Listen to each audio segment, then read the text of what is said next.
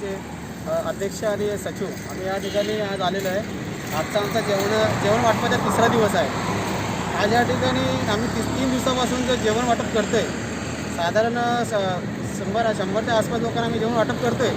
पण आज या ठिकाणी आम्हाला असं कळून आलं आहे की फक्त आम्हीच या ठिकाणी जेवण वाटतो आहे आणि त्यांना एक वेळचं जेवण भेटतं आहे। त्यांना 2 वेळचं जेवण मिळायला हवं म्हणून आज त्यांच्याशी आम्ही त्यांची चर्चा केली, त्यांच्याशी बोलणं झाले की त्यांना आम्ही जे रोजचं जेवण वाटतो एक वेळचा, तर त्यांना एकच वेळचं जेवण भेटतो, त्यांना संध्याकाळचं जेवण मिळत नाही।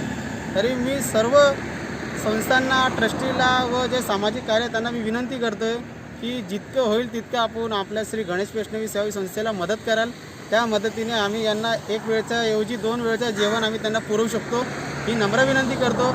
आणि या कोरोना व्हायरसचा, या विषाणू आजारापासून आपण आपण स्वतःला आवरू शकतो व आपल्या कुटुंबाला आवरू शकतो, त्याने आपण जास्तीत जास्त घरी राहण्याची विनंती करतो आणि घरीच राहा, सुरक्षित राहा आणि या छोट्या छोट्या गोष्टीला आपण सहकार्य करावे, जेणेकरून या गोरगरीब त्यांच्या एका हातावर पोट आहे आणि खरं पाहायला गेलं यांना गावी जायला देखील परमिशन मिळत नाही आहे आणि गावी जाताना गाड्या नसल्यामुळे या इथं अडकून बसतात।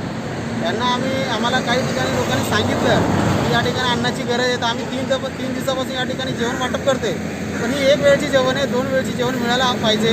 या तुमच्या सर्वांच्या आशीर्वाद आणि मदतीने त्यांना 2 वेळचं जेवण लागू होऊ शकतो, ही विनंती करतो आणि जास्तीत जास्त प्रमाणात आपण मदत करावी, ही नम्र विनंती करतो। जय हिंद, जय महाराष्ट्र।